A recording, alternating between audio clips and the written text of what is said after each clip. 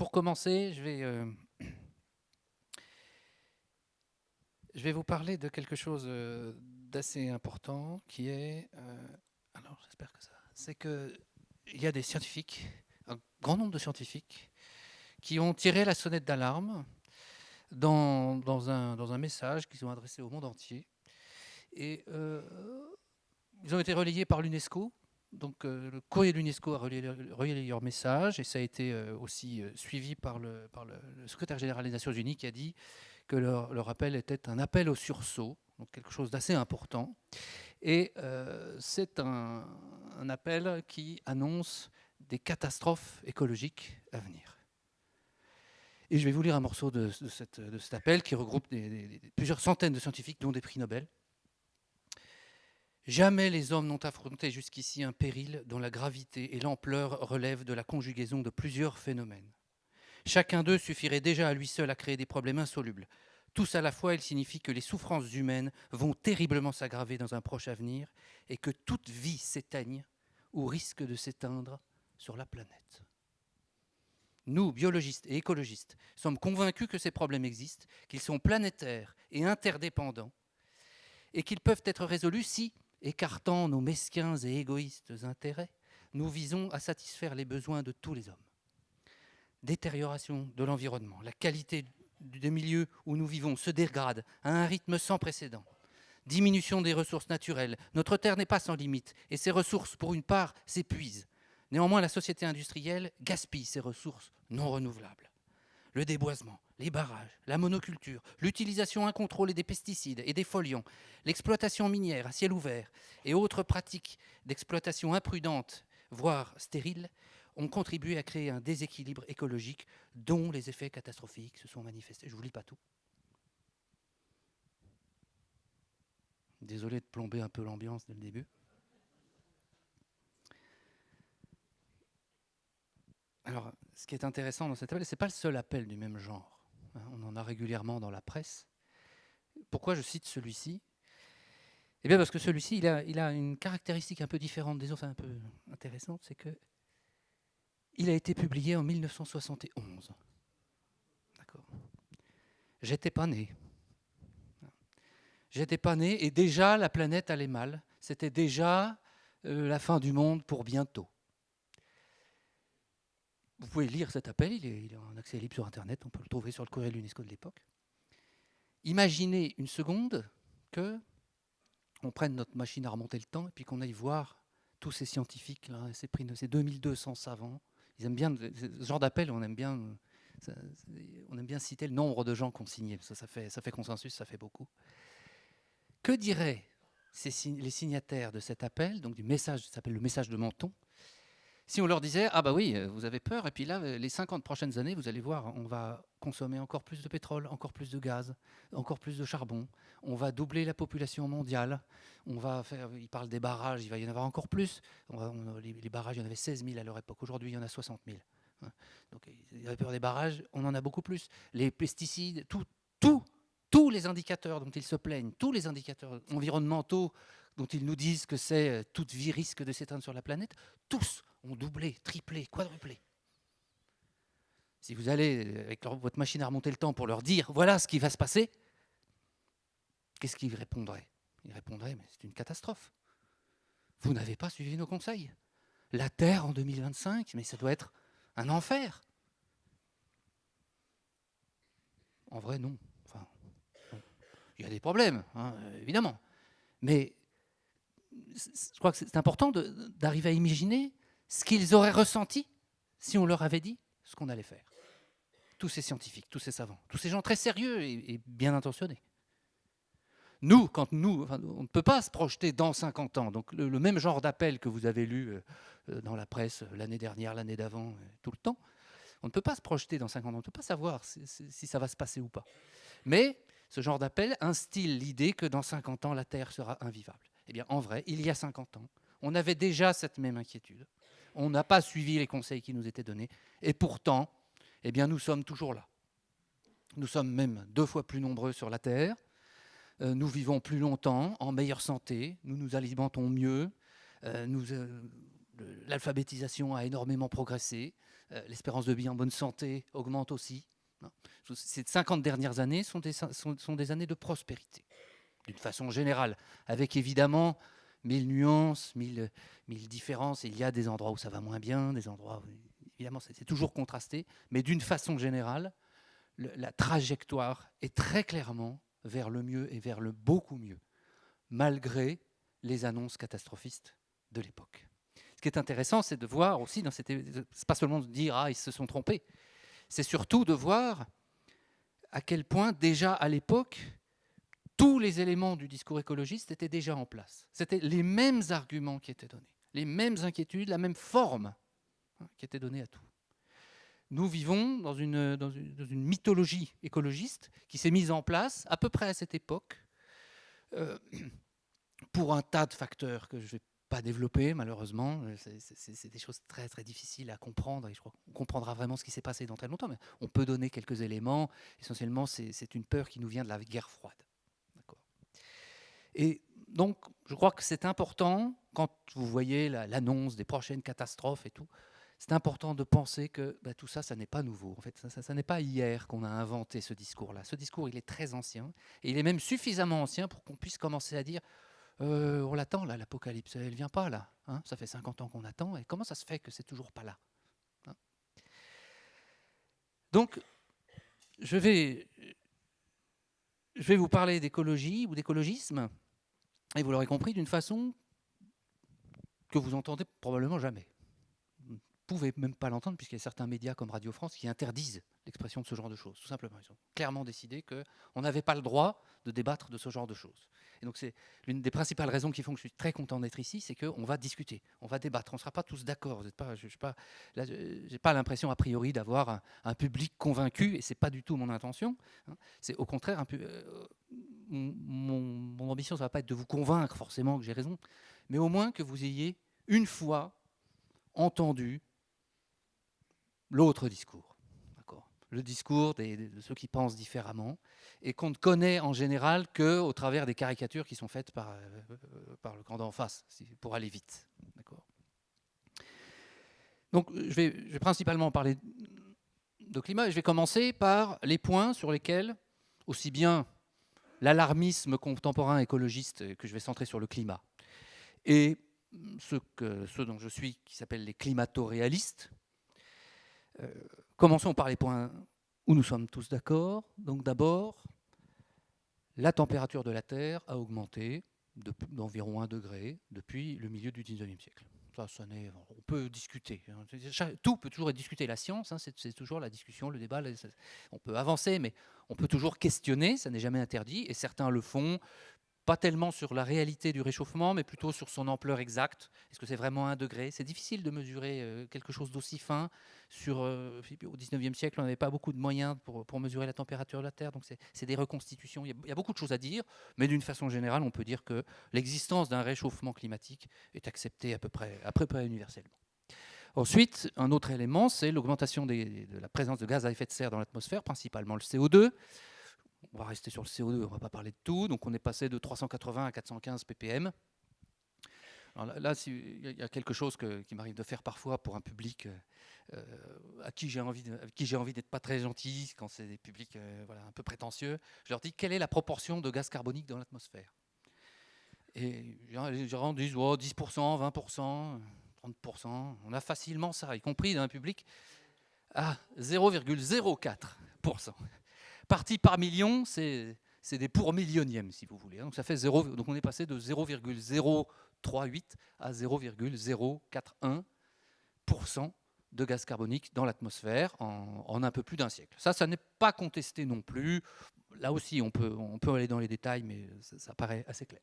Et ce qui est assez clair aussi, c'est majoritaire, disons même chez les climato-réalistes, c'est que cette augmentation, elle est due aux activités humaines, à la combustion, l'usage des combustibles fossiles, l'industrie, les transports, l'agriculture, toutes les activités humaines en général. Et enfin, un dernier point où à peu près tout le monde est d'accord, c'est sur l'idée que le climat change.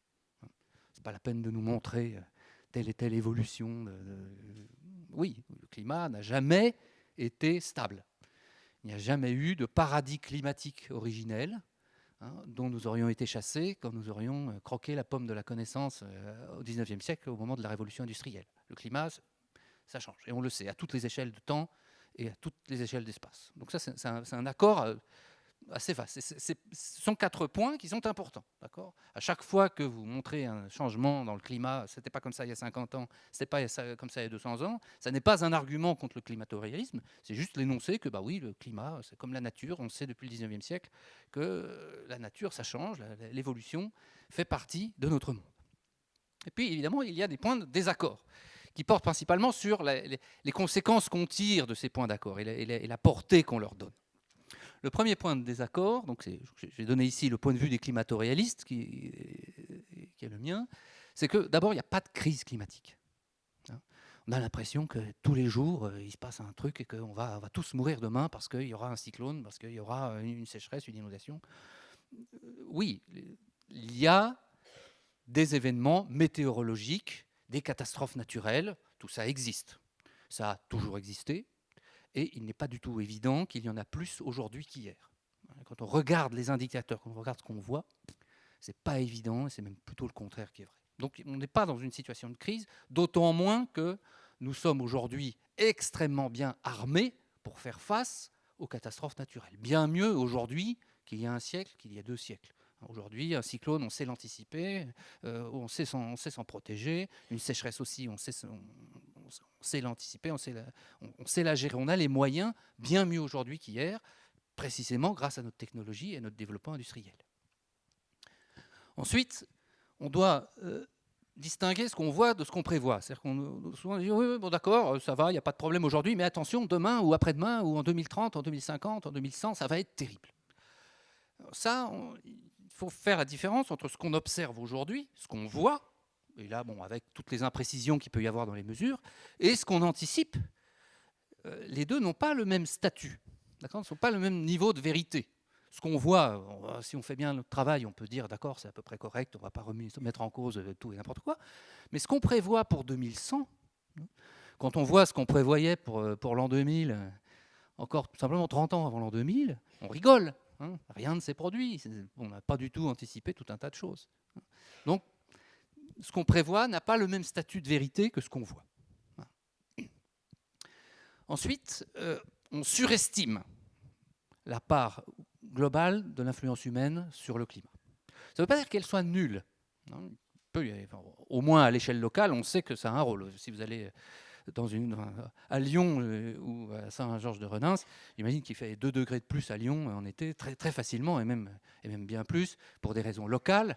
Le climat, localement, peut être profondément transformé par les activités humaines. Et à l'échelle globale, c'est possible aussi, on peut tout à fait l'envisager, mais probablement pas à l'échelle qui nous est annoncée, comme si on avait une sorte de bouton de thermostat qui, simplement avec nos émissions de CO2, arriverait à transformer complètement le climat de la Terre. Ça, non.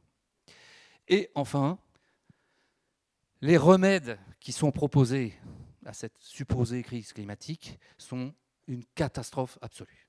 Donc ça concerne ce qu'on appelle aujourd'hui la transition écologique, qui est en réalité principalement une transition énergétique, et qui est même en fait principalement une transition électrique. D'accord ? Avec tous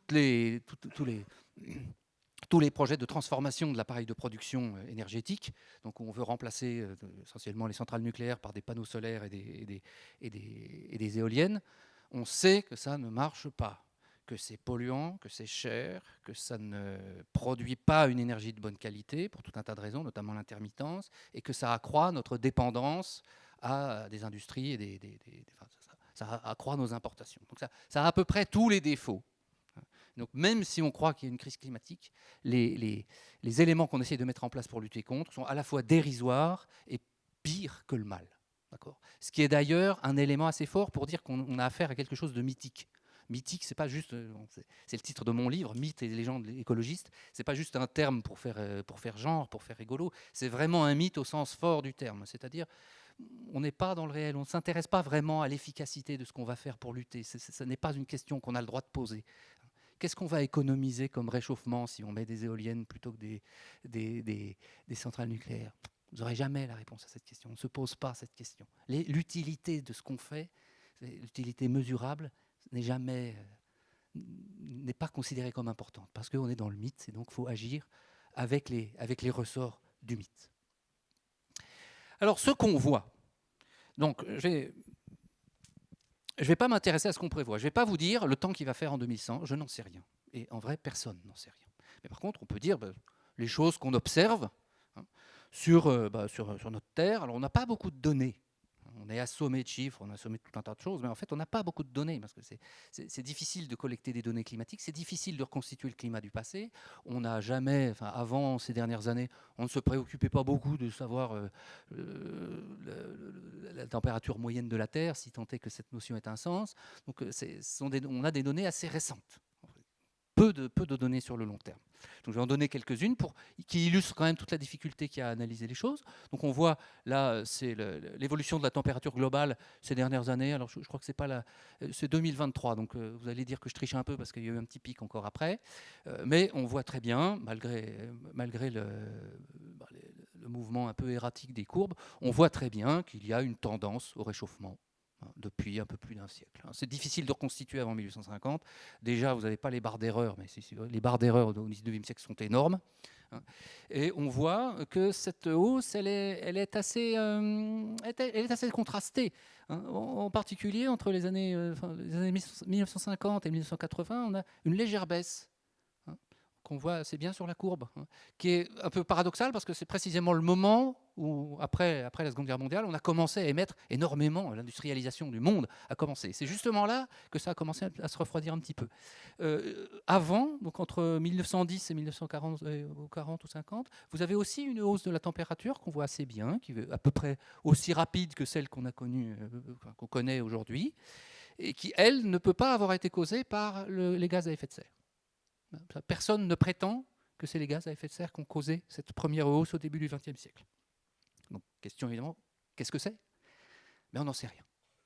La nature, en tout cas, montre qu'elle est capable de réchauffer la Terre toute seule, sans notre aide, sur une période d'une trentaine d'années, et à une vitesse à peu près comparable à celle qu'on connaît.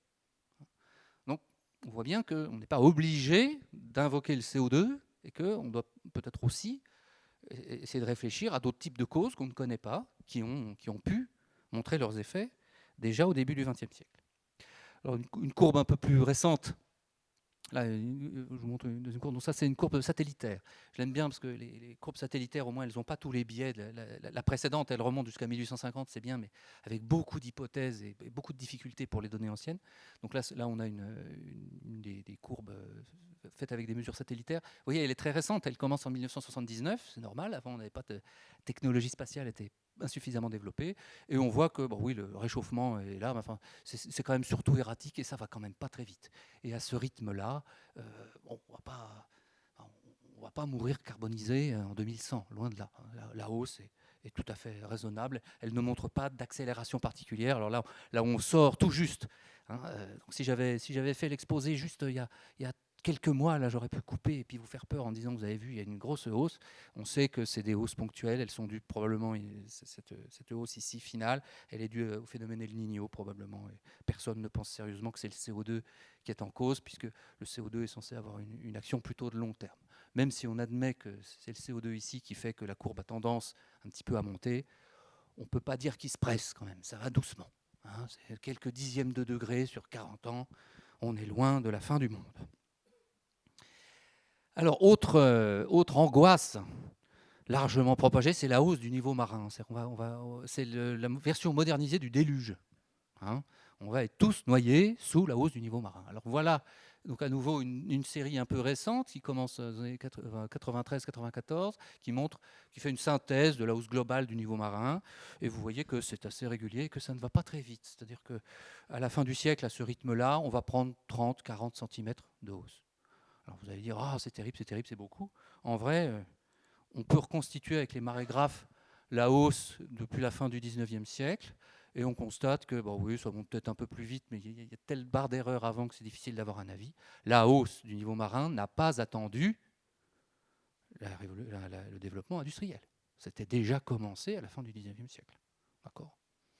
On a survécu très bien pendant un siècle à une hausse du même ordre que celle qu'on connaît aujourd'hui. On a su s'adapter et on saura le faire aussi puisqu'on l'a fait, parce qu'à nouveau, on est bien mieux armé aujourd'hui pour le faire par rapport à hier.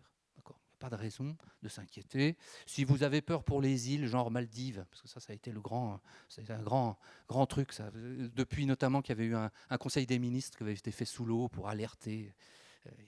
Ils sont des bons communicants parfois, les promoteurs de l'inquiétude climatique.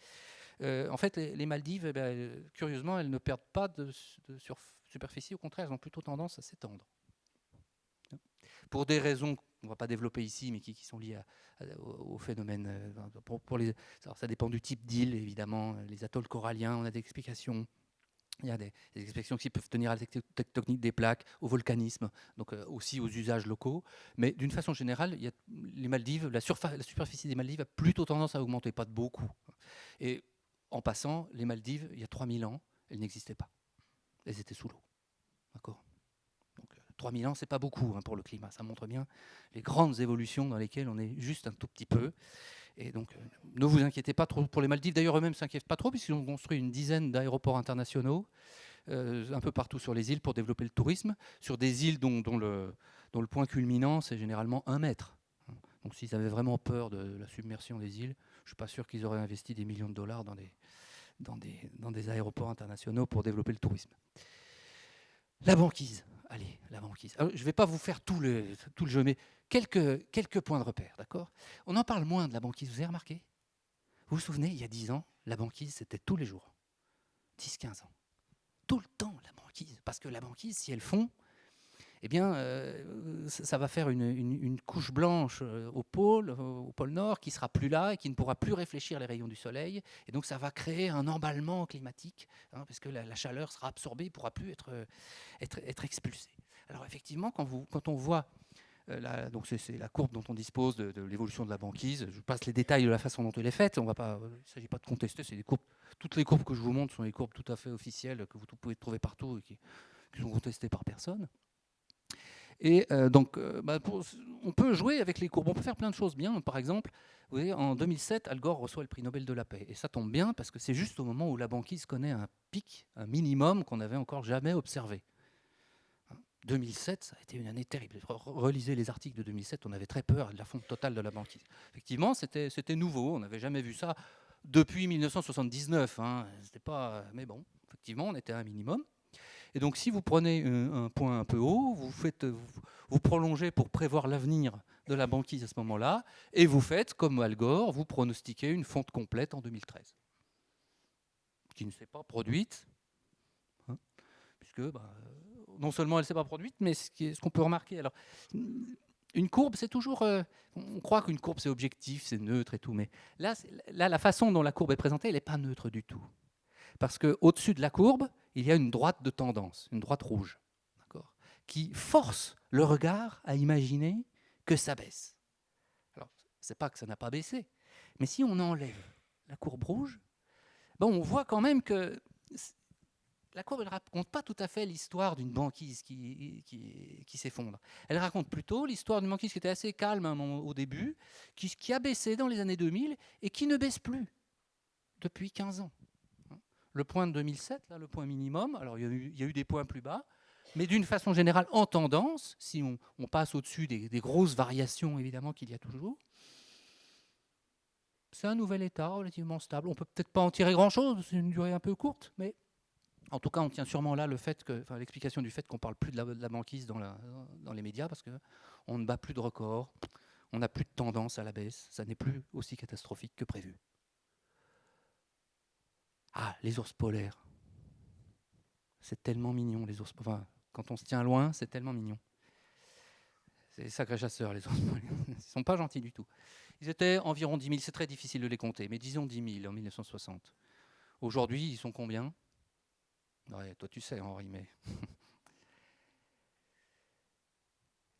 Eh bien, il a été pris une très bonne décision dans les années 70, c'est d'interdire la chasse des ours polaires. On peut prendre des bonnes décisions en termes d'environnement, et c'est ce qui a été fait. Et aujourd'hui, les estimations les plus conservatrices nous disent au moins 25 000 ours polaires. Et en fait, c'est probablement beaucoup plus. D'accord ? Leur population augmente, et augmente beaucoup. Et on sait très bien pourquoi. C'est pas Je ne vais pas me lancer dans tout un tas d'explications, vous pourrez poser des questions si vous voulez, mais on sait très bien pourquoi il y a plus d'ours polaires, ne serait-ce qu'effectivement parce qu'on ne les chasse plus, et puis il y a d'autres phénomènes en jeu aussi. Donc ne vous inquiétez pas pour les ours polaires, c'est l'emblème de la fin du monde, mais en vrai, ils se portent de mieux en mieux. C'est même au point qu'ils commencent à... comme on ne les chasse plus, ils sont pas bêtes, ils commencent à comprendre qu'on ne les chasse plus, et ils se disent, tiens, c'est bien, si on va en ville, là, il y a à manger, il y a plein de choses. Et ça commence à poser des vrais problèmes pour les habitants de certains endroits. Alors les cyclones, les cyclones, là pareil, là c'est une vieille histoire, les cyclones. Si on croit si on écoute les médias, les cyclones, mais ils sont partout, il y en a tout le temps, c'est terrible. Le dérèglement climatique provoque des cyclones. Alors voici la courbe des principes, de la fréquence des principaux. Alors en bas c'est les principaux, les plus grands cyclones, et en haut c'est tous les cyclones cumulés. Vous faites combien il y a eu de cyclones cette année, et puis vous regardez, vous faites la courbe. Et vous voyez que oui, ça monte, ça descend, quoi. Mais il n'y a pas plus de cyclones aujourd'hui qu'hier. Pour ce qu'on est capable d'en reconstituer. Ça commence dans les années 80, on peut remonter un petit peu avant, mais c'est compliqué. Alors vous allez me dire, oui, mais c'est juste leur nombre, mais leur intensité, les cyclones extrêmes, il y en a peut-être plus. Alors là aussi, on a une donnée. Voilà, la donnée, c'est l'énergie totale. D'accord, il y a des gros cyclones, des petits cyclones. Et au lieu de sommer le nombre, vous pondérez la somme par leur importance, quoi. Un gros cyclone, vous le comptez plusieurs fois, et puis un petit cyclone, vous le comptez qu'une fois. Et l'énergie totale accumulée sur tous les cyclones, donc soit globale, soit juste pour l'hémisphère nord, aucune tendance. D'accord, ça monte, ça descend. Il y en a.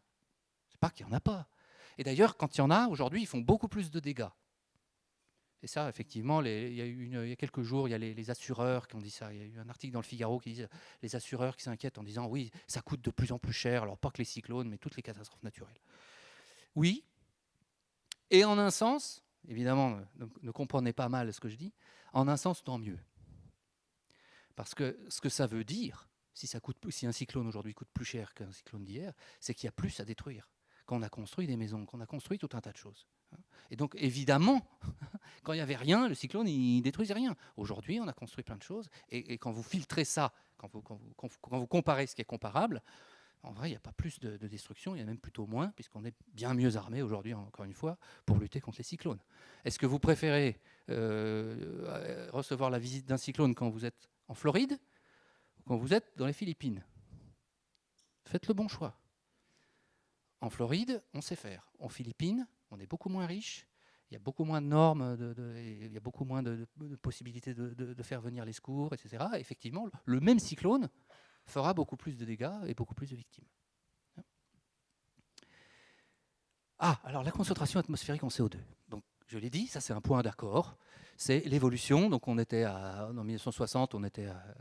Donc c'est ce qui est mesuré à Mauna Loa. Je ne détaille pas la courbe, mais on voit qu'elle monte. Alors les petites variations, on sait aussi pourquoi c'est des variations annuelles, peu importe. Ça monte même relativement vite. Alors ce qui est intéressant dans cette courbe, c'est de voir les grands moments, les grands messes écologiques qui ont presque sauvé la planète. Par exemple, ici, vous avez le protocole de Kyoto en 1997, qui est le premier du genre pour limiter les émissions. Vous pouvez constater l'efficacité du protocole sur l'évolution de la courbe. D'accord ? Ça ne va pas empêcher le CO2 de continuer à monter. Et puis il y a d'autres événements fondateurs aussi. Donc vous avez l'accord de Paris, donc vous pouvez voir l'efficacité sur la courbe aussi, en 2015. Plus intéressant, la pandémie de Covid-19. Ça, c'est intéressant. Parce qu'elle non plus, elle n'a pas eu d'effet. Et pourtant, là, pour le coup, on a eu une expérience grandeur nature à l'échelle planétaire, où on a arrêté tous les avions, arrêté toutes les voitures, diminué considérablement la production, on a diminué les émissions de gaz à effet de serre énormément, et pendant des mois. Et ça ne s'est pas vu. Ça n'a eu aucun effet. Ce qui veut dire que si on veut vraiment, sans remettre en question quoi que ce soit du narratif courant, si on veut arriver à inverser la courbe, il va falloir faire un confinement tous les ans, et même plus que ça. On ne le fera pas. Autant prendre acte qu'on ne le fera pas. Et qu'on doit penser la chose autrement. C'est même pas que c'est vrai, que c'est pas vrai, ça. On ne le fera pas. Vous savez que la Chine a autorisé, c'est des chiffres de 2022, j'aurais dû vérifier, mais les chiffres de 2022, donc dans cette planification de développement, a autorisé la construction de 2 nouvelles centrales au charbon par semaine. D'accord ? Nous, en France, on en a 3 et on se demande s'il faut les fermer. D'accord ? Eux, ils en construisent 2 par semaine. D'accord ? On n'arrêtera pas ce mouvement-là. On ne va pas aller voir Xi Jinping en lui disant non, non, c'est pas bien. Enfin, on essaye, hein, on se raconte qu'on le fait, mais c'est pas vrai. Donc on doit, de toute façon, quoi qu'on pense du sujet, on doit prendre les choses par un autre bout. On est obligé. Un petit mot gentil pour le CO2, parce qu'on l'accuse de bien des choses, le CO2. C'est vraiment le gaz satanique contemporain. Alors là, vous avez, c'est pas une carte que vous avez vue en une de vos journaux. Hein. Pourtant, elle est parue dans Nature. D'accord ? Et ce n'est pas la seule du genre. Je vous en mets une, c'est l'article le plus courant, c'est l'IEAL qu'on cite, mais il y a plein d'autres études, elles vont toutes dans le même sens. C'est une planisphère qui vous montre l'évolution de la surface foliaire terrestre. D'accord ? La surface verte. D'accord ? Eh bien, figurez-vous que, comme vous pouvez le voir, le code couleur n'est peut-être pas très visible de là où vous êtes, mais partout ou presque, la Terre est plus verte aujourd'hui. Elle a verdi ces 40 dernières années. On a les photos d'il y a 40 ans, c'est les photos de la NASA en l'occurrence. On compare le niveau de vert d'il y a 40 ans avec le niveau de vert d'aujourd'hui. Eh bien, aujourd'hui, c'est plus vert qu'hier. Évidemment, on n'en a pas parlé, parce que ça aurait été le contraire, on en aurait parlé, mais 18 millions de kilomètres carrés de surface foliaire en plus. 2 fois le Sahara en 40 ans. Alors, quand j'ai dit ça une fois, et puis l'AFP n'était pas content, donc l'AFP s'est fendu d'un article pour débunker ce que je lui ai dit. Et c'est pas facile, parce que c'est mesuré, c'est pas moi qui ai inventé le truc. Et donc ils ont dit, oui, en fait, il ne faut pas dire 2 fois le Sahara, hein, parce qu'on a l'impression que ça remplace le Sahara par des... C'est pas ça, c'est plus compliqué. Effectivement, c'est une répartition qui est globale, sur toute la surface de la Terre. Hein. Donc c'est effectivement une image. Alors en fait, j'aurais dû peut-être reprendre plutôt ce que les auteurs de l'article eux-mêmes avaient dit. Il ne faut pas dire 2 fois le Sahara, il faut dire un nouveau continent vert. Ça, c'est bien, apparemment.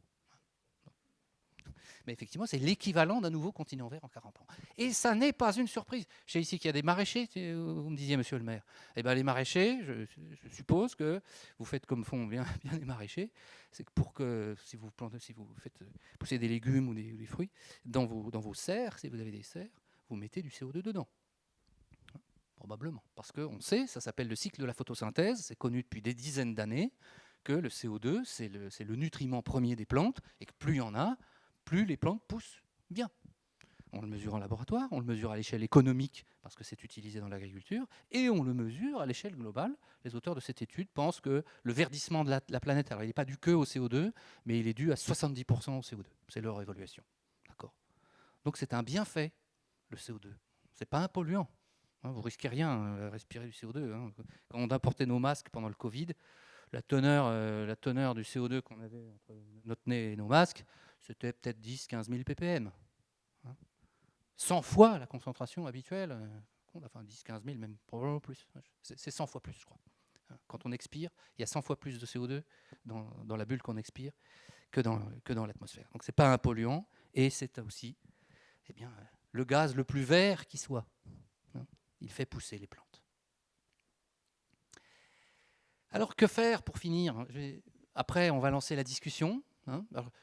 J'aurais pu parler de vous donner tout un tas d'autres choses, un tas d'autres courbes, mais je ne vais pas vous assommer. J'espère déjà que ça vous montre qu'il y a des questions à se poser, que tout n'est peut-être pas si simple, en tout cas aussi inquiétant et aussi binaire que ce qu'on veut nous faire croire. Et donc quelques éléments de réflexion. Je n'ai pas la prétention de savoir ce qu'il faut faire, parce qu'on a affaire à des choses très compliquées, et je sais qu'il y a des élus parmi vous, et qu'ils savent combien c'est difficile de faire avancer les choses, qu'il ne suffit pas de dire il y a qu'à, et que les choses avanceront doucement. Quelques éléments de réflexion. D'abord, on doit réapprendre à rompre avec tous les slogans qui habite toujours le débat autour de l'écologie. Typiquement, un slogan qui, pour un scientifique, est une hérésie absolue, c'est « tout est lié ». Alors, tout est lié, c'est très pratique, c'est que quand vous perdez l'argument, quand je dis par exemple, oui, mais le CO2, non, c'est pas, oui, le CO2, ça fait verdir la planète. Alors là, aussitôt, généralement, c'est oui, mais il y a quand même aussi la déforestation. Il n'y a pas que la surface foliaire, il y a aussi la déforestation, ça c'est un problème. Alors, et puis tout est lié, parce que si vous émettez plus de CO2, c'est que vous produisez plus. Et donc, il y a aussi les problématiques de la faim dans le monde, etc. Et donc, comme ça, on peut glisser d'un sujet à l'autre très facilement et ne jamais aller au fond d'un sujet. D'accord ? Alors qu'on a besoin faut faire un peu l'éloge du réductionnisme, même si c'est plus très à la mode. On doit être capable de dire, on prend un sujet et on ne va pas parler de tout, on va déjà regarder ça, et sans vouloir à tout prix le relier à tout et n'importe quoi. Parce qu'on peut toujours tout relier à tout, mais quand on le fait, on reste généralement en surface. Il faut arrêter ça. Il faut se dire, voilà, est-ce que vraiment les éoliennes, ça produit de l'énergie, par exemple ? Quand on regarde dans le détail, pas tellement. Ça ne marche pas si bien que ça. Donc, si on veut tout est lié, il faut sauver la planète, ça, oui, mais il faut savoir aussi aller un peu regarder plus dans le détail les choses qui nous sont dites. Alors on a aussi une idée naïve de ce que c'est que la nature. Peut-être moins ici, peut-être moins à Saint-Georges-de-Renance, où il doit y avoir des agriculteurs, des gens qui sont en contact réel avec la nature. Un des propos souvent, c'est qu'il faut préserver l'équilibre naturel. Dès qu'on touche quelque chose, on modifie un équilibre. Bon. Il n'y a pas d'équilibre naturel, ça n'existe pas. On le sait, à nouveau, depuis le 19e siècle, l'évolution, donc le climat a toujours changé, les espèces évoluent, et l'idée qu'il faut toucher à rien, c'est contraire même à la vie. Parce que la vie, vivre, c'est une des caractéristiques de la vie, c'est la modification du milieu dans lequel on est. Donc, et puis, la nature n'a jamais été en équilibre. C'est une vision romantique qui est dépassée depuis bien longtemps et qui ne doit pas structurer notre façon de penser.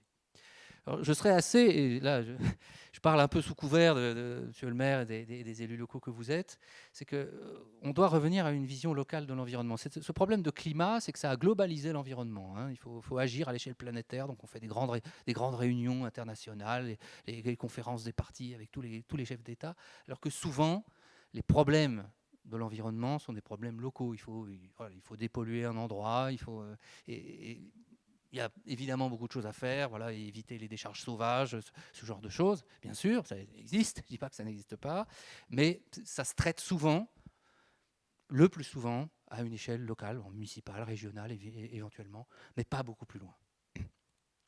On doit être attentif aux émotions parce qu'on sait bien que ce discours, souvent observé que même quand vous donnez des arguments tout simple, enfin, sans prétention de vous dire ce qu'il faut penser ou pour qui il faut voter, c'est pas du tout l'intention, c'est juste des observations scientifiques, des raisonnements scientifiques. Beaucoup de gens le prennent de façon émotionnelle, c'est-à-dire oui, mais quand même, il y a une idée qu'il faut faire le bien, quoi. On n'est pas juste là pour avoir raison, on est là pour faire le bien, pour améliorer, on a peur. Donc il y a tout un tas d'émotions. Pour un scientifique comme moi, j'avoue que je ne sais pas exactement comment vous traitez ça. Toujours est-il que il faut bien comprendre qu'il ne s'agit pas de dire polluons, faisons n'importe quoi. Ça n'est pas du tout le propos, ça n'est pas du tout l'intention. Ça, faut que ce soit clair.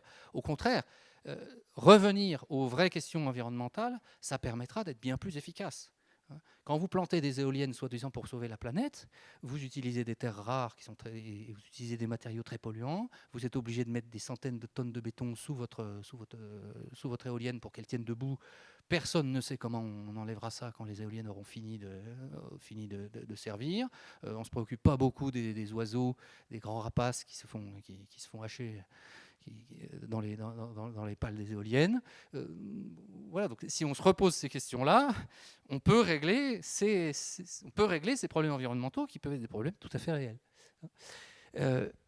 Aussi, pour préserver l'environnement, quelque chose qui peut être un peu paradoxal, mais qui est parfaitement mesurable et mesuré, c'est le meilleur moyen, c'est le développement. On entend l'inverse. On dit on est trop développé, c'est pas bien, il faut revenir à la sobriété, il faut renoncer à tout un tas de choses. C'est le contraire qui est vrai si on veut s'occuper de l'environnement. C'est le contraire exact. On peut le mesurer. Par exemple, vous pouvez regarder le classement des pays par vertu environnementale, je ne sais plus quel est leur terme exact, qui est fait par une université américaine, qui est l'université de Yale. Donc, ils classent les pays, le pays le plus vertueux, le pays le moins vertueux. Les 4 ou 5 pays les plus vertueux, c'est la France, la Suisse, le Royaume-Uni. Et bon, ça change un peu selon les années. On a déjà été en tête du classement, je vous rassure. Et pas du tout les pays moins développés. Et quiconque dans cette salle est déjà allé dans un pays moins riche que nous, un pays d'Afrique, un pays d'Asie, sait que l'environnement, ce n'est pas du tout leur problème. Ils ont d'autres soucis. Il faut déjà pouvoir manger, il faut pouvoir se soigner, il faut pouvoir envoyer les enfants à l'école, il faut trouver du travail, c'est des choses très simples. On n'a pas le temps, on n'a pas le loisir de s'occuper de l'environnement. Et c'est quand on a franchi un certain niveau de développement qu'effectivement on se dit ce serait bien si on préservait un petit peu tel parc naturel, si on avait un air un peu moins pollué. Et c'est très bien. Mais c'est plutôt une question qu'on se pose quand on est développé. Et donc si on veut surmonter les problèmes d'environnement, d'une façon générale, c'est le développement qui aide. Un développement, bien sûr, fait dans les règles de l'art, en faisant attention, bien entendu, mais c'est une trajectoire bien plus efficace qu'au contraire vouloir revenir à un état antérieur qui, pour l'environnement, est beaucoup moins favorable. Et enfin, je vous ai mis, parce que c'est un auteur que j'aime bien, c'est Condorcet, retrouver un peu l'esprit des Lumières. Condorcet a écrit un essai magnifique que vous pouvez trouver en ligne, c'est l'essai esquisse d'un tableau historique des progrès de l'esprit humain. Il avait confiance dans l'avenir de l'humanité et on est en train de perdre un peu cette confiance et c'est assez dommage. On a plein d'atouts, on a plein de moyens de surmonter les difficultés actuelles et c'est toujours triste de voir qu'aujourd'hui il y a tant de jeunes qui ne veulent plus avoir d'enfants parce qu'ils ont peur pour la planète, alors que c'est le contraire absolu, qu'on est en train d'entrer dans un hiver démographique qui commence à être assez préoccupant en Europe notamment, en Occident, mais aussi en Asie, et que l'éco-anxiété qu'on commence à connaître, c'est quelque chose qui est malheureusement un facteur aggravant de ça, parce qu'on nous a beaucoup vendu que les enfants, c'était pas bien pour la planète. Et enfin, je vous ai mis aussi l'essentiel, et c'est un discours qu'on commence à entendre, tant mieux, nous devons nous adapter. D'accord ? Croyez qu'on dérègle le climat ou pas, peu importe. Comme je l'ai dit avec la pandémie de Covid-19, on n'arrêtera pas le mouvement, et donc on doit faire ce que notre espèce a toujours fait, que les autres espèces vivantes ont toujours fait, c'est s'adapter. S'il pleut, le plus efficace, c'est de prendre un parapluie. Ce n'est pas d'essayer d'arrêter la pluie.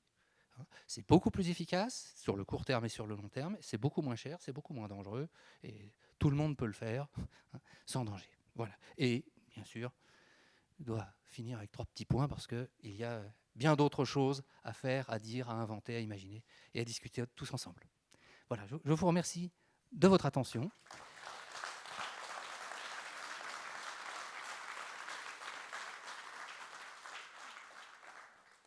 Et je laisse à nouveau la parole à Monsieur le maire. Je vous remercie parce que vous exprimez des idées avec beaucoup de conviction. Alors nous allons voir si elles ont séduit tout d'abord nos élus qui vont venir à mes côtés et puis la salle qui vous a écouté très attentivement. J'ai noté que vous étiez assidus et c'est très bien parce que le discours était plaisant, un peu parfois détonnant. Vous dites ce qu'il faut, vous exprimez vos idées. Et bon, je vois Bruno Chaput qui me regarde un peu et puis qui dit tiens, c'est un air de déjà vu lors de nos copiles. Je vais demander Jackie, tu peux monter s'il te plaît, Frédéric, Jérémy et Pascal. Jackie Ménichon, président de la communauté de communes, va poser la première question. Moi, je poserai la dernière. Alors, moi déjà, oui, il va se garder la dernière. Moi, je vais vous remercier ce soir. Ça fait du bien d'entendre des choses différentes de ce qu'on entend habituellement. Après, ça détonne, comme l'a dit Patrick. Mais voilà, je suis assez réceptif à ce que vous avez dit. Moi, je voulais vous poser une question. C'est plus par rapport à la biodiversité. Sur la biodiversité, aujourd'hui, les espèces animales, enfin la biodiversité dans son ensemble, connaît quand même une baisse sensible, je pense. Alors, moi, vous alliez me dire le contraire, hein, vous ne l'avez pas abordé. Et donc, j'aimerais bien vous entendre là-dessus, sur ça, parce que c'est aussi un phénomène qui inquiète, hein, globalement. Et votre appréciation, j'aimerais bien vous entendre. Voilà. Donc je vous laisse. Oui. Alors il y a 2 niveaux. On peut répondre à 2 niveaux sur la biodiversité. On peut répondre au niveau du mythe, ou on peut répondre au niveau scientifique. Alors au niveau scientifique, c'est un peu compliqué parce que là aussi les données sont très difficiles. On ne connaît pas toutes les espèces vivantes. On en est très loin. Je crois qu'on en connaît peut-être 10%. On a énormément de mal à évaluer comment elles peuvent évoluer ou pas. il y a assez peu. On dit oui, il y a des dizaines d'espèces qui disparaissent tout le temps, mais est-ce qu'on peut en donner une? Demandez à un spécialiste, c'est la question si vous voulez le piéger. C'est oui, quelle espèce a disparu aujourd'hui? Il ne saura rien. En général, donc c'est des projections, c'est des modèles très peu fiables parce qu'on a très peu de données et qu'on ne sait pas bien comment les choses peuvent évoluer. Donc en vrai, alors on a même des propos qui disent on est à la 6e extinction des espèces. Ça c'est le grand slogan du jour. Et donc mon ami Vincent Courtillot, qui est un spécialiste de la dernière extinction, celle des dinosaures qui s'est passée il y a 65 millions d'années, dit pour parler de 6e extinction aujourd'hui, il faut vraiment avoir aucune idée de ce qu'ont été les 5 précédentes, qui ont ravagé à plus de 80% toute la vie sur Terre. Ça n'avait rien à voir avec ce que nous connaissons aujourd'hui. On a des espèces qui diminuent et des espèces qui prospèrent. J'ai dit tout à l'heure, les ours blancs prospèrent. D'une façon générale, c'est un débat qui est encore plus difficile à avoir que pour le climat, parce qu'on a encore moins de données. Et puis, si vous voulez dire, à mon avis, il n'y a pas lieu d'être plus inquiet que ça. Il faut faire attention, parce qu'effectivement, on a un certain patrimoine sur des espèces. Je pense aux grands mammifères, effectivement, donc, qui ont les éléphants, les rhinocéros, etc., qui ont été beaucoup décimés. Et là, effectivement, il faut faire attention. Donc, mais c'est assez emblématique, mais ça concerne quelques espèces, en réalité, sur les millions qu'il y a sur Terre. Il y a beaucoup d'espèces qui prospèrent. En France, vous avez peut-être remarqué, mais il y a de plus en plus de gibier. On s'en plaint, il y a de plus en plus de sangliers, il y a les grands oiseaux, les grandes aigrettes, et donc tout un tas d'animaux comme ça qui sont au sommet de la chaîne alimentaire, qui sont de plus en plus nombreux. Ça suggère qu'en dessous, il y en a de plus en plus aussi. Donc on est probablement assez loin d'une extinction massive. D'autant que la surface foliaire augmente aussi.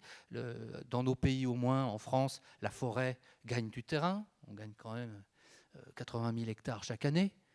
On ne le sait pas, mais il y a 80 000 hectares de forêt en plus chaque année, l'équivalent de la région Bretagne en 40 ans. Donc, a priori, la biodiversité ne doit pas se porter si mal, même si, bien entendu, on pourra toujours trouver des exemples dans un sens ou dans l'autre.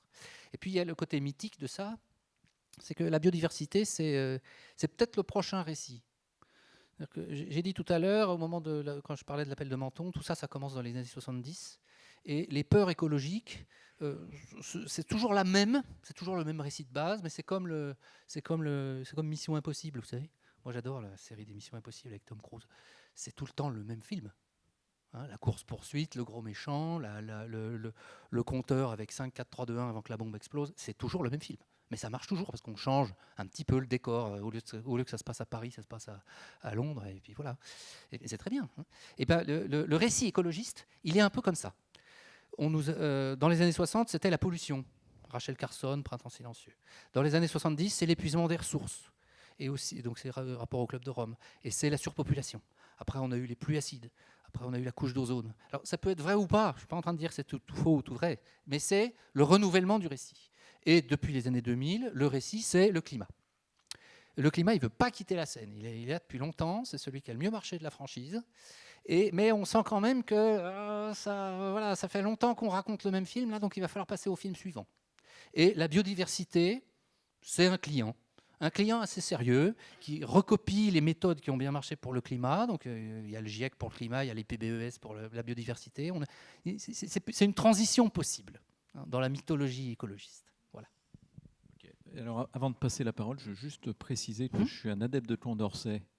Dans sa vision, c'est clair. Non, mais c'est l'optimiste aussi par rapport à des... Oui. Là-dessus, je suis entièrement d'accord. Puis la deuxième chose, c'est de ramener au niveau local les problèmes. Et là aussi, on y croit. En tous les cas, la communauté de communes, c'est ce qu'on essaye de faire. Voilà. Patrick, je te rends le...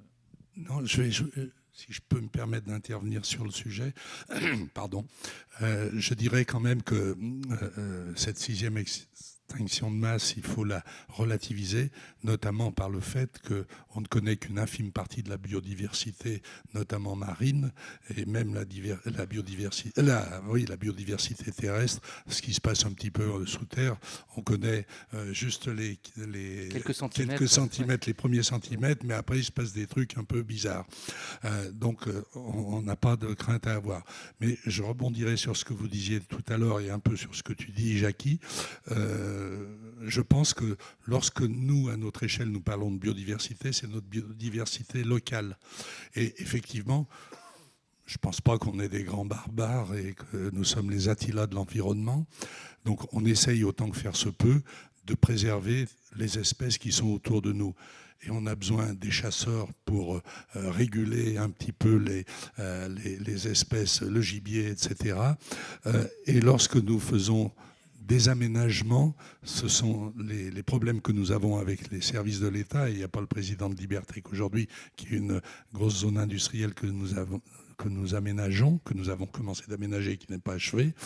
Là, on se heurte avec les services de l'État qui parlent des Oedicnems des espèces qui existent et qu'il faut préserver, alors que ces espèces, elles vivent leur vie aussi, elles évoluent, comme nous, les humains, nous évoluons. Alors, on a besoin de développement, on a besoin de faire des entreprises. On parle de réindustrialisation, donc il faut les accueillir. Alors c'est vrai, il ne faut pas que ce soit au détriment de la biodiversité. Moi, je dirais plutôt qu'il faudrait que ça soit en accompagnement de la biodiversité. En tout cas, c'est ce qu'on fait lorsque Belleville, par exemple, propose 2 fois plus de terre pour des baux environnementaux. Mais parfois, on va à l'excès des exigences, sachant que les animaux, la biodiversité, toutes ces choses-là se passent souvent de nous pour se développer, pour évoluer. Merci.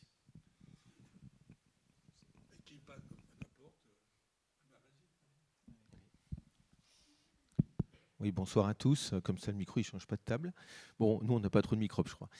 Merci pour votre conférence. Intéressant. Je ne partage pas tout ce que vous avez pu dire, je vous le dis franchement, mais je rejoins certains sujets. En effet, l'éco-anxiété est un grave problème parce que c'est vrai qu'aujourd'hui, on est quand même dans un climat justement pesant par rapport à ceci. Et c'est vrai que quand on voit qu'on est à 1,6 en termes de renouvellement de la population, enfin le taux de fécondité actuellement, ça peut inquiéter. Donc il y a besoin de redonner dans le récit, redonner de l'espoir. Là où j'ai un petit peu plus de mal, c'est concernant le CO2, puisque j'ai eu l'impression que vous avez abordé qu'une petite partie du CO2. C'est-à-dire que vous nous avez donné des chiffres sur le ppm. Donc en effet, les particules par million, on était à 300 ppm environ en début du siècle, dans les années 1900. On est aujourd'hui à 400, 415, 420. Ça dépend. Voilà. Mais finalement, on n'a pas beaucoup augmenté. Enfin, j'ai envie de dire, entre 300 et 400, on pourrait dire, pourquoi on nous embête avec le climat et pourquoi on nous embête avec le CO2 dans l'atmosphère. Sauf que là, on est en train de mesurer une quantité de CO2 dans un espace immense, l'atmosphère. Là où on n'a pas regardé, c'est le nombre de quantités de CO2 envoyées dans l'atmosphère. Et dans les années 1900, on était à peu près à 20 millions de tonnes de CO2 dans l'atmosphère. Aujourd'hui, on est à 40 millions, 2 millions de tonnes, excusez-moi. Et aujourd'hui, on est plutôt à 40 millions de tonnes de CO2 envoyées dans l'atmosphère. Ça veut dire qu'on a multiplié par 20 la quantité envoyée. Alors, il faut le voir comme un petit robinet qui tourne. Voilà, qui remplit un volume qui est immense. Donc, en effet, il y a eu le Covid, il y a eu 2-3 événements. On a en effet envoyé moins de CO2 dans l'atmosphère, mais c'est infime par rapport à la proportion. Simplement, il faut s'interroger quand même sur cette quantité de CO2 qu'on envoie dans l'atmosphère, puisque, en effet, pour qu'à un moment donné, ces fameux ppm, on s'amuse à les baisser, il va falloir attendre énormément longtemps, puisqu'on est avec des gaz qui restent longtemps dans l'atmosphère. Donc, voilà, on a oublié de dire qu'on a multiplié par 20 en à peu près 120 ans. Et en même temps, l'origine de ceci, c'est le pétrole. Voilà. Et le pétrole, après, on peut se dire, on se contente, tant pis, la température augmente, on s'y habituera, même si, il va falloir qu'on s'adapte par rapport à certaines choses. Mais ce qui me gêne le plus, c'est que le pétrole, c'est pas de bol, hein, comme on disait avant quand j'étais gamin, on n'a pas de pétrole, mais on a des idées. Donc je préfère quand tu nous dis, quand tu nous dis qu'il faut, que c'est en local qu'il faut raisonner. Le pétrole, en effet, on n'en a pas, mais les idées, on en a, et on en a en local.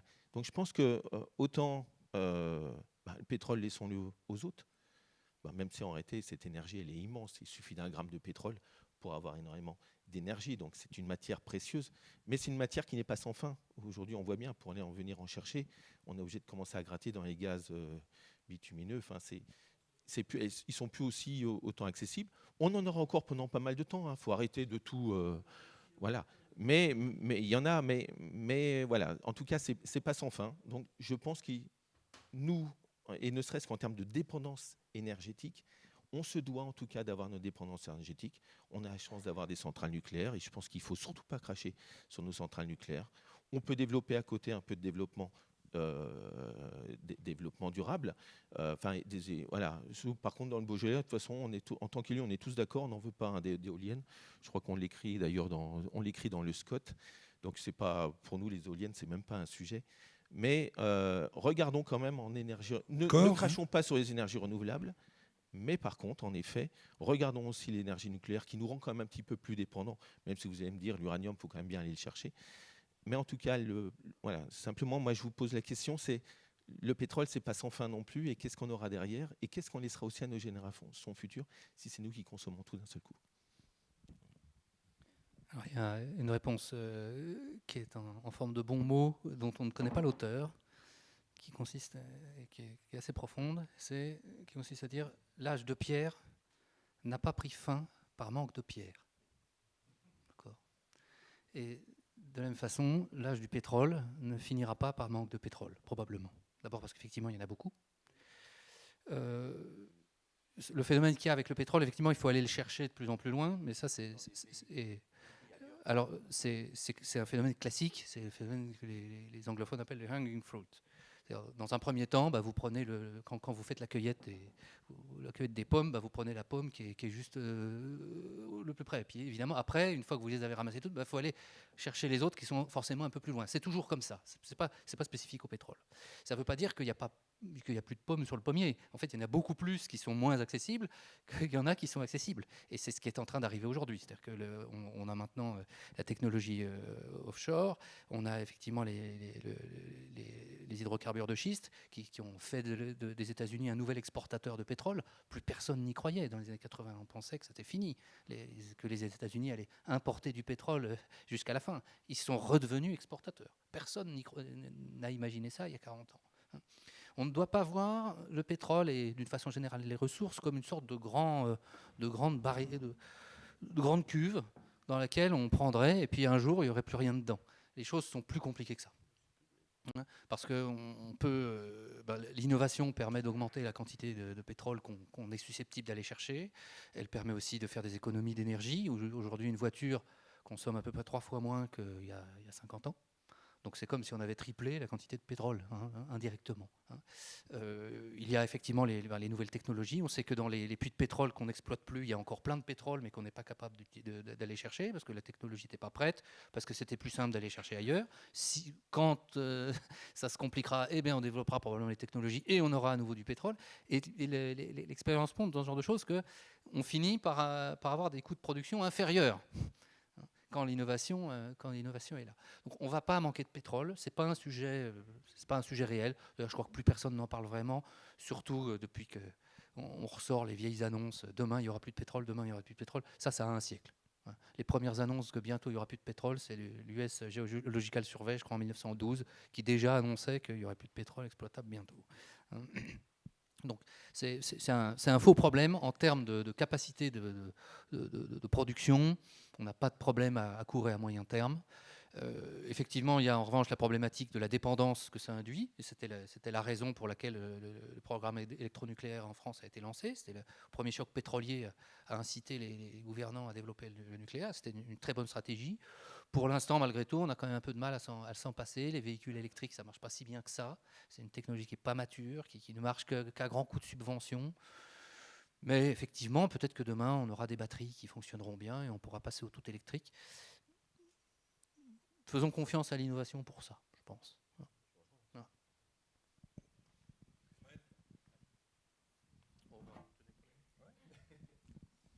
Bonsoir. Alors moi, j'ai pas vraiment de questions particulières à vous adresser. Peut-être une, c'est sur tous vos milliers de collègues qui sont par exemple au GIEC et qui font, comme vous, un métier de chercheur et qui publient des résultats et donc qui sont quand même globalement d'accord sur une partie des chiffres qu'ils publient et les interactions qu'ils ont entre eux. Patrick m'a demandé d'intervenir au niveau départemental, donc moi je peux vous dire ce qu'on fait au niveau départemental et que j'applique au niveau départemental. Mais je vais... Ben oui, je vais le corréler aussi à la politique de la communauté de communes ou celle de Belleville en Beaujolais. Il y a 3 choses qui animent moi mon action en tant que politique, parce que faire de la vie publique politique, c'est agir. Et c'est justement ce qui est souvent reproché, d'ailleurs ce qu'on reproche moi personnellement aussi à nos différents gouvernements qui succèdent, c'est de manquer d'agir et d'avoir de la constance dans des visions et dans des grands développements. Le général de Gaulle a lancé, peu importe si on est d'accord ou pas avec le général de Gaulle, il a lancé des grands plans, il en est ressorti les centrales hydroélectriques, le nucléaire, le TGV, le Concorde et plein d'autres choses. Et depuis, il faut bien reconnaître qu'en France, on n'a pas eu de grande vision. Il n'y en a d'ailleurs pas eu. Et on n'a plus de vision. Et en plus, on manque de constance. C'est-à-dire, quand on décide quelque chose, on en change 3 ans après, voire 6 mois après. Et là, ça s'accélère. Moi, ce que je sais, c'est que je me bats pour relocaliser le plus possible les thématiques. C'est extrêmement important. Il faut arrêter de croire que les choses vont tomber d'en haut. Ce qu'il faut, c'est se saisir d'une bonne partie des thématiques, et l'énergie en est une, la santé en est une autre, l'alimentation en est une, d'ailleurs elles se rejoignent de temps en temps. Et donc moi, mon action, c'est de faire des choses locales, surtout quand on y lie à l'économie. Et donc mes deuxièmes credos, c'est de sortir des modèles économiques viables. Parce qu'on peut dire tout ce qu'on veut, dans nos sociétés occidentales très confortables, on est dans un modèle économique, et donc il faut sortir des modèles économiques viables. Et c'est possible sur les énergies renouvelables, c'est possible sur sortir par exemple du biogaz. On va bientôt inaugurer une unité de biométhane sur notre territoire. Et là par exemple, j'ai un autre credo, c'est dans la nature il n'y a pas de déchets. Et moi ce mot déchet, je ne l'utilise plus. Je n'utilise qu'un seul mot, il n'y a que des matières valorisables. Le déchet dans la nature, il n'existe pas. Et donc, avec nos déchets, on peut fabriquer du biogaz. Et donc, c'est ce qu'on s'attache à faire. Et on va produire très prochainement l'équivalent de 4000 foyers et 8000 dans 3 ans. Donc ça, c'est des choses auxquelles je crois. Et il y en a un autre, quand même, c'est que c'est ce qu'on voit. Et dans ce que je constate, moi, quand je descendais en vacances dans le sud de la France il y a malheureusement une trentaine d'années, alors je disais ça encore, hein, je nettoyais plusieurs fois mon pare-brise avant d'arriver sur la côte. Maintenant, quand j'arrive, je ne le nettoie pas. Il n'y a plus d'insectes sur mon pare-brise. Et ça, c'est une réalité. Alors, on peut de temps en temps traverser un nuage de moucherons, mais globalement, on ne nettoie plus. Avant, on s'arrêtait à une station d'essence, on prenait la raclette, on lavait le pare-brise. Maintenant, c'est fini. Je constate autre chose, c'est que j'étais apiculteur amateur. Eh bien, j'ai arrêté puisque toutes mes ruches sont mortes, alors pour des causes diverses. Je ne sais pas s'il y a d'autres apiculteurs dans la salle, mais globalement, alors il y a le frelon asiatique, il y a le varroa, il y a le manque de biodiversité sûrement, parce que je m'expliquerai après. Mais en tout cas, je suis maire de Belleville-en-Beaujolais. Avant, à la mairie de Belleville-en-Beaujolais, du printemps jusqu'à la fin de l'été, on recevait peut-être 30 coups de fil, 40 coups de fil pour aller chercher des essaims. Il n'y a pas un seul appel maintenant dans ma mairie pour aller chercher des essaims. Donc j'ai arrêté, je ne suis pas masochiste non plus, et je n'ai pas envie d'acheter des essaims. Donc comme un de mes plaisirs c'était d'aller attraper des essaims, j'ai arrêté cette activité. Donc ça, c'est des faits réels, concrets. Peu importe qu'on y croit ou qu'on n'y croit pas, c'est juste factuel. Et donc, moi, ce qui m'intéresse, c'est d'agir. Donc, où, par exemple, je ne suis pas d'accord avec vous, c'est sur la surface foliaire. Oui, en France, la forêt augmente. De manière générale, il y a sûrement un peu plus de verre aussi, puisque, je vous rappelle, par exemple, un élément, le mont Brouilly, que tout le monde connaît ici, au début du siècle, il était complètement pelé. Il n'y avait pas de forêt. Maintenant, il y avait de la polyculture, il y avait un peu de vigne, un peu de pré, un peu de prairie, et puis il n'y avait pas de bois, c'était que des prairies au sommet. Là maintenant, il y a une belle forêt à la tête. Ce qui me dérange dans plus de verre, c'est qu'on remplace des éléments qui sont très favorables à la biodiversité, par exemple par des immensités qu'on défriche pour mettre des champs d'huile de palme. Et ça, c'est du verre, et pourtant ça n'a aucun intérêt pour l'activité humaine, si ce n'est enrichir quelques grands groupes qui vont produire de l'huile de palme. Donc en fait, partage une partie de vos faits ou de vos citations, je ne peux pas tout partager. Il y a qu'on ne peut pas remplacer du verre par du verre sans se poser certaines questions. Et donc, il faut préserver les équilibres. Et c'est aussi une autre des choses auxquelles je suis très attaché, c'est-à-dire que je ne suis pas pour cultiver les extrêmes et les clivages, et on est dans une société où on ne fait qu'opposer les gens, alors qu'on ferait mieux de se rassembler et de se mettre autour d'une table, et à chaque fois qu'il y a un problème, de le solutionner. Et donc, je crois plutôt qu'il faut, dans la biodiversité, il y a la diversité. Et donc, je crois que les hommes doivent se mettre autour d'une table avec leurs différentes sensibilités et ils doivent trouver des solutions pour avoir un monde meilleur. Effectivement, l'homme vit plus vieux, de mieux en mieux, s'il n'est pas atteint par certaines maladies dégénératives. Mais il faut qu'on préserve l'avenir. Et préserver l'avenir, c'est anticiper. Je crois beaucoup aux énergies renouvelables, en tout cas certaines. Le solaire, c'est gratuit. On sait recycler les panneaux, ils se recyclent à 95%, 94% je crois, pour être précis. Quelle que soit l'activité humaine, on a un impact sur notre environnement. Donc ce qu'il faut, c'est le minimiser. Et nous ne sommes qu'un élément parmi cette planète. Et donc, si on veut continuer de préserver cette biodiversité, il faut préserver l'ensemble de ce qui nous entoure. Voilà, tout est... pour moi, une question de juste équilibre. Alors un équilibre, effectivement, l'équilibre d'aujourd'hui, ce n'est pas l'équilibre de demain, mais en tout cas, on ne pourra arriver à... Il faut arrêter les clivages, et donc il faut que chacun soit un petit peu optimiste, et puis travaille avec son voisin, avec son partenaire, avec le scientifique d'à côté, avec le scientifique qui est un peu plus loin, mais qui n'a pas les mêmes opinions. Et je crois que ça, c'est quelque chose qui est très important. Voilà.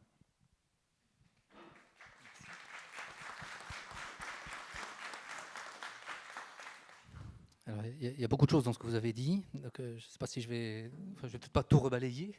J'observe effectivement que oui, bien sûr. En tout cas, je suis très content qu'une discussion puisse s'engager. Je remarque effectivement que la biodiversité, ça semble un nouveau sujet. Hein. Moi, je pensais qu'on allait parler climat, mais finalement pas tellement. Alors, effectivement, localement, la biodiversité, c'est aussi un exemple de choses qu'on doit traiter de façon locale. Et M. le maire le disait aussi, c'est que s'il y a des problèmes avec des essaims dans le secteur, le problème de la biodiversité qu'il y aura dans un autre pays ne sera pas le même. Et évidemment, les solutions à appliquer ne seront pas du tout les mêmes. Et en tout cas, la solution à appliquer, c'est certainement pas d'aller voir Xi Jinping pour lui demander de faire moins de centrales au charbon. C'est plutôt ici qu'il faut agir. Il n'attend pas notre avis, de toute façon, il ne fera pas ce qu'on lui demande. Donc cette histoire d'insectes sur les crasomètres, là, le splashometer, c'était la première fois qu'on en a parlé. C'est des scientifiques il y a une quinzaine d'années qui ont fait cette observation-là. Effectivement, c'est un fait, c'est observé, il n'y a pas de contestation là-dessus. Les conséquences et les conclusions qu'on doit en tirer, il faut être prudent. Parce que bien, les voitures d'aujourd'hui ne sont pas les mêmes qu'avant. Et les insectes aussi ont droit d'évoluer. Et je serais assez... Mais c'est plus des questions. Je n'ai pas d'avis tranché là-dessus. Je n'ai pas regardé, mais je pense que les insectes, à force de se faire écraser, je ne serais pas surpris qu'ils aient décidé d'être un petit peu plus haut ou de s'éloigner un peu, d'apprendre. On sait qu'il y a des exemples d'évolution d'espèces qui peuvent se dérouler sur 10 ou 20 ans. On commence à pouvoir le mesurer. Et je pense que c'est plutôt à ce genre de choses qu'on a peut-être à faire. Je pense, parce que la seule étude qui a été très très médiatisée sur l'évolution du nombre d'insectes, on disait 70% des insectes ont disparu, c'est terrible. En fait, c'est une étude qui portait sur un site en Allemagne, et je crois que ça n'a pas été reproduit. Donc, encore une fois, je suis sensible à ce que vous dites. Effectivement, si vous avez des problèmes d'essaim dans le secteur, je ne vais pas dire que ça n'existe pas. Je ne suis pas un optimiste BA qui refuse de voir les problèmes. Donc il y a sûrement des choses à faire. La situation n'est jamais binaire, elle est toujours contrastée, surtout quand on va dans le grain du local. Mais pour ces histoires d'insectes, je pense qu'il vaut mieux être un petit peu prudent. Sur les énergies renouvelables, là aussi, on a un désaccord. Je ne crois pas au solaire et à l'éolien. Et la meilleure preuve que ça ne marche pas, c'est que c'est une technologie qui n'arrive pas à atteindre sa pleine maturité. C'est-à-dire qu'elle ne se développe que par des subventions. D'accord ? il y a quelques jours à peine, alors c'est l'éolien, peut-être qu'on ne va pas confondre les deux, hein. Vous n'êtes peut-être pas le même avis sur l'éolien, donc c'est un exemple parmi d'autres, il y en a plein d'autres, j'en ai pas sur le solaire, enfin, même s'il y a des exemples aussi, je n'ai pas qui me viennent. Il y a quelques jours, Alpha Ventus, qui était une ferme éolienne offshore en Allemagne, en mer du Nord, a décidé d'arrêter sa production, on va fermer. Pourquoi ? Elle a été installée en 2009. Et la raison invoquée, c'est qu'il n'y a plus de subventions. L'Allemagne est en train de faire marche arrière sur tout un tas de sujets. Et donc, sans subvention, 15 ans après avoir été installée, la ferme d'éoliennes ne peut pas être rentable toute seule. Parce qu'il y a un prix de rachat obligatoire de la part de l'État, c'est le même mécanisme qu'en France, qui était, je crois, de 15 centimes le kilowattheure. Et le prix du marché, c'est 3 centimes. Donc évidemment, le jour où il faut se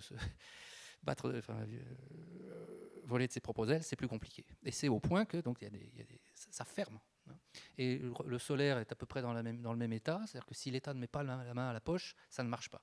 Si c'était une technologie qui avait 4-5 ans, oui, l'État amorce la pompe, c'est parfaitement normal. Mais ça fait 20 ans, 30 ans. Le premier panneau solaire, je crois qu'il date des années 50. Et ça n'arrive toujours pas à être vraiment rentable. Donc, pour ça que je ne crois pas beaucoup au développement du solaire. Quand je dis ça, je ne veux pas dire qu'on ne peut pas le développer tout court et qu'il faut arrêter tous les panneaux solaires. Là aussi, il faut voir les choses de façon locale. Si vous mettez, c'est mon ami Rémi Prudhomme, qui est économiste, qui raconte cette histoire. Il est allé dans un village au fin fond de l'Éthiopie, qui n'a évidemment pas accès au réseau, et ils ont un panneau solaire qui leur donne une prise électrique qui leur permet de brancher un téléphone portable. Et pour eux, c'est magique, parce que ça leur donne accès à ce à quoi on peut avoir accès avec un téléphone portable, avec Internet, alors que sinon, ils n'auraient aucun contact avec l'extérieur. Donc ce simple panneau solaire est très utile et il faut l'utiliser. Vous avez plein d'endroits partout dans le monde, y compris en France, dans des endroits reculés, des endroits de haute montagne. C'est très difficile de raccorder un réseau électrique. Et à ce moment-là, effectivement, vous mettez une éolienne, vous mettez un panneau solaire, vous mettez une pompe à chaleur. C'est le bon sens. Donc ça, oui. Mais je crois plus à une énergie d'appoint dans des cas particuliers et pas du tout un développement massif. Donc peut-être que dans votre secteur, ça a du sens, parce qu'il y a peut-être un ensoleillement, il y a peut-être il y a peut-être des terrains qui ne peuvent pas être utilisés à autre chose, il y a peut-être une demande locale, je ne sais pas, je ne juge pas de façon générale, mais ça ne va pas remplacer le pétrole. Sachons-le. Je vais avoir beaucoup de mal à apporter la contradiction, comme le disait Patrick au début, parce qu'en fait, ça fait longtemps que j'ai une pensée, en tout cas des lectures qui sont très proches de ce que vous nous avez présenté. Merci d'avoir évoqué les catastrophes naturelles. On a vécu dans le grand récit, un récit en France qui est celui de Mayotte il y a quelques semaines. Un emballement incroyable. On avait l'impression que Mayotte avait vécu la fin du monde. Mayotte, c'est 300 000 habitants, 39 morts. Je ne dis pas que c'est triste. Je ne dis pas que ce n'est pas triste d'avoir 39 morts. Je dis simplement que dans le récit qui nous a été fait, on a envoyé la moitié du gouvernement, tout ça a duré un temps infini. 3 000 blessés, 39 morts sur 300 000 habitants, dans un habitat dense, sur une île, etc. Ça permet de relativiser aussi les choses.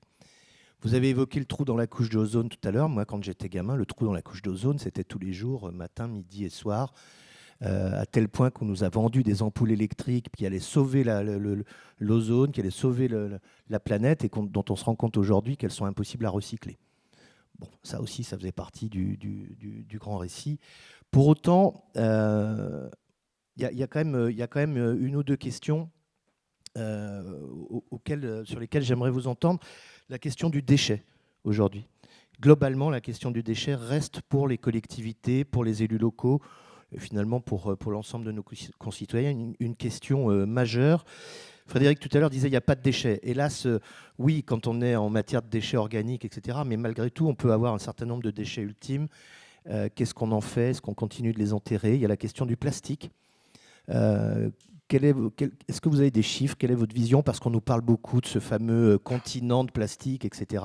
Est-ce qu'il existe réellement?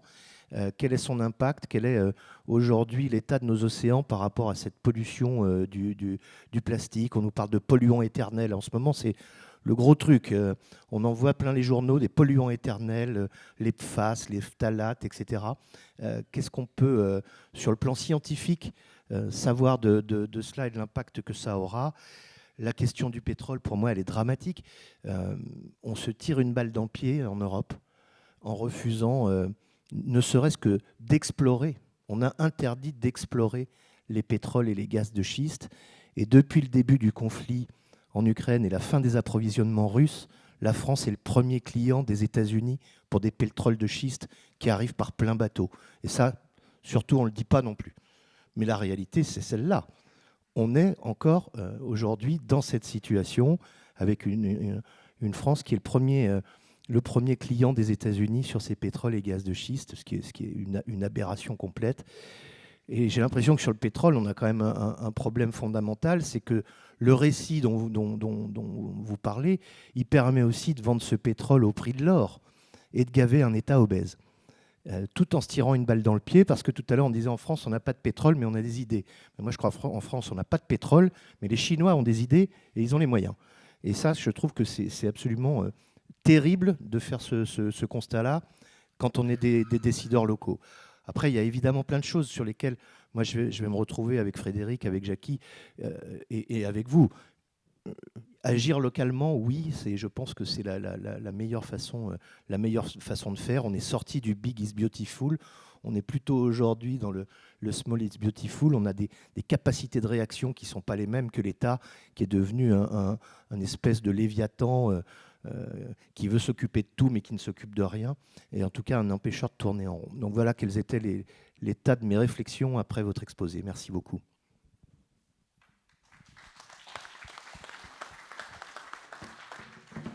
Oui, je partage l'essentiel de ce que vous dites, notamment sur le pétrole, hein, parce que il serait bien moins polluant d'utiliser nos propres ressources en hydrocarbures de schiste que de les importer des États-Unis. Et en plus, ça nous rendrait bien plus indépendants. À l'époque où on avait commencé à étudier la possibilité de prospecter, c'était un rapport qui avait été fait par Michel Rocard. Il avait dit « La France est bénie des dieux ». C'était en 2008. On pouvait encore se réjouir à l'idée d'avoir du pétrole sous notre sol. Les temps ont malheureusement bien changé. Donc oui, alors sur les déchets, là aussi c'est toujours difficile de... Voilà, on va partir sur un sujet qui est vraiment complètement différent. Je ne suis pas un spécialiste de ça et c'est clair que ça fait partie des choses qu'il faut prendre au sérieux. Sans hystériser le débat aussi, c'est toujours le risque avec ces questions écologiques, c'est qu'on va hystériser. Donc on va faire des slogans, on va faire le continent de plastique, etc. Et du coup, ça obscurcit un peu la réflexion, ça obscurcit la recherche des réflexions dans le calme. Ce que je vois, la principale expérience que j'ai, moi, des déchets, sous forme d'anecdote, que quand j'étais très jeune, moi aussi, j'allais dans un petit village de montagne où on avait une décharge à ciel ouvert et on nous disait vos déchets, vous les mettez là. Et puis, on allait dedans et puis les bricoleurs du dimanche allaient là chercher des trucs. Puis j'allais jouer dedans aussi avec des gens. Et je suis retourné il n'y a pas si longtemps dans ce village et tout a été nettoyé, c'est un endroit absolument magnifique, c'est dans le Jura. Et donc, on a quand même fait des progrès. Et d'une façon générale, tout ce qui est pollution... Alors, pollution, c'est encore un autre sujet, mais il y a moins de pollution aujourd'hui que par le passé. Et à nouveau, c'est le développement qui permet de traiter ça. Parce que les décharges modernes, où on traite les déchets, on recycle ce qu'on peut recycler, c'est très cher. Donc, il faut... non seulement effectivement une volonté politique, mais il faut aussi des moyens, parce qu'on ne va pas dire non, on va fermer votre école parce qu'on a envie de recycler les déchets. Enfin, ça sera un peu compliqué. Et comme il faut faire des choix, pour pouvoir faire ce genre de choix-là, effectivement faire attention à ce genre de choses, il faut que par ailleurs le développement soit suffisant. Si on pouvait utiliser notre pétrole, on pourrait sûrement réaffecter une partie des gains à une attention plus grande sur des questions de déchets ou autres. Et ce serait tout à fait possible et tout à fait plaidable. Tout à fait. Oui. J'ai oublié quelque chose qui est fondamental pour moi, c'est la recherche et développement. Je crois que de toute façon, on voit bien que notre modèle très confortable des sociétés occidentales ou des sociétés en Asie comme la Chine, où on peut peut-être avoir un air goguenard, mais pour que on y a été, on est plusieurs à y avoir été ici, eux ils se posent pas de questions, ils avancent. En tout cas, tous les pays sous-développés ou en voie de développement ne rêvent que d'une chose, c'est du modèle de nos sociétés. Et donc, si on veut continuer d'avancer, il faut beaucoup miser sur la recherche et le développement. Et je crois qu'on s'est aussi assoupi là-dessus, alors qu'on a beaucoup de compétences. D'ailleurs, souvent, on n'est pas capable de les retenir puisqu'elles partent ailleurs. Ça, c'est une de nos grandes fragilités en France. Et je crois qu'il faut absolument se tourner, mettre des moyens très conséquents sur cette recherche et ce développement, notamment, par exemple, des choses qui me passionnent moi, le biomimétisme ou le génie végétal. Alors, ça peut se retrouver, on peut y tisser des liens entre les deux, mais l'observation de la nature, c'est ce qui nous fait progresser. Hein. Les avions se sont inspirés et s'inspirent toujours des formes aérodynamiques, des choses qui nous entourent, notamment des oiseaux.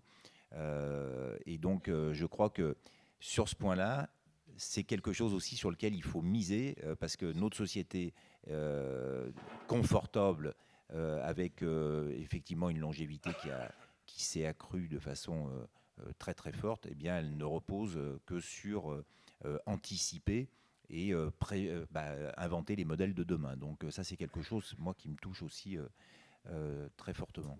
Voilà. C'était juste un complément à mon intervention de tout à l'heure. Si vous le permettez, nous allons conclure. Je vais juste dire une chose. Je vais lire une phrase de quelqu'un que vous aimez bien, Michel Schellenberger, qui est héros de l'environnement pour le magazine Times.